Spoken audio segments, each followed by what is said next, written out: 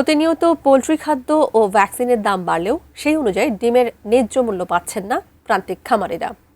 উৎপাদন খরচ বাড়তে থাকায় একের পর এক লোকসানের মুখে পড়ছেন তারা।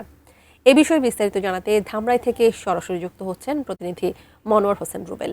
রুবেল, এই যে লোকসানের মুখে পড়ছেন খামারিদের এই লোকসান নিরসনে আসলে কি করণীয়, তারা কি বলছেন, একটু বিস্তারিত জানাবেন আমাদের। ধন্যবাদ তানিয়া। আমি এই মুহূর্তে রয়েছি ধামরাইয়ের হাতকুড়া গ্রামের একটি খামারে। এই ভ্যাকসিনের দাম ঊর্ধ্বমুখী এবং ডিমের ন্যায্য দাম না পাওয়ায় প্রান্তিক এই খামারিরা কিন্তু ক্ষতির সম্মুখীন হচ্ছে। আমি যদি একটি তথ্য জানিয়ে রাখি, গতকাল দুপুরে ঢাকা-আরিচা মহাসড়কের ধামরাই ডুলিভিটা এলাকায় কিন্তু তারা ডিম ভেঙে কিন্তু প্রতিবাদ এবং বিক্ষোভ মিছিল করে। তারা এই মানববন্ধনে শেষে বক্তারা যেমনটি বলছিলেন যে তারা বর্তমানে ডিমের যে দাম পাচ্ছে তাতে তাদের প্রতিটি ডিমের 2 টাকা থেকে 3 টাকা কিন্তু ক্ষতির সম্মুখীন হচ্ছে। আমার সাথে এই মুহূর্তে একজন খামারি রয়েছে, আমি একটু তো কথা বলবো তার সাথে। আপনি আমাদের একটু জানাবেন বর্তমানে বাজার পরিস্থিতির কি অবস্থা, আপনাদের এই খামার নিয়ে আমাদের একটু জানান।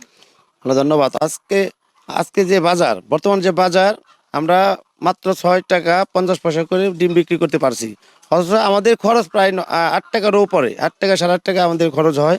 কিন্তু এভাবে যদি আমরা এই ব্যবস্থাপনা যদি চলে, যদি এই সমস্ত সিন্ডিকেট থাকে, তাহলে আমরা ক্ষুদ্র যারা ফার্মার আছি, আমাদের মনে হয় আমরা আর বেশি দিন এই ফার্ম করতে পারবো না।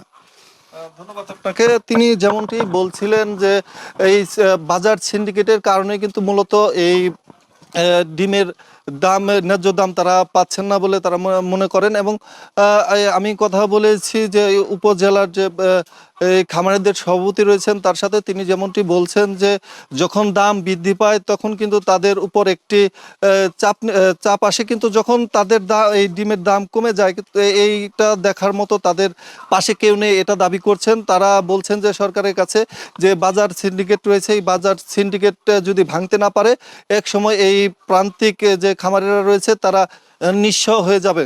তানিয়া, ধামরাই থেকে পোল্ট্রির ফার্মের এই ছিল আমার কাছে সর্বশেষ।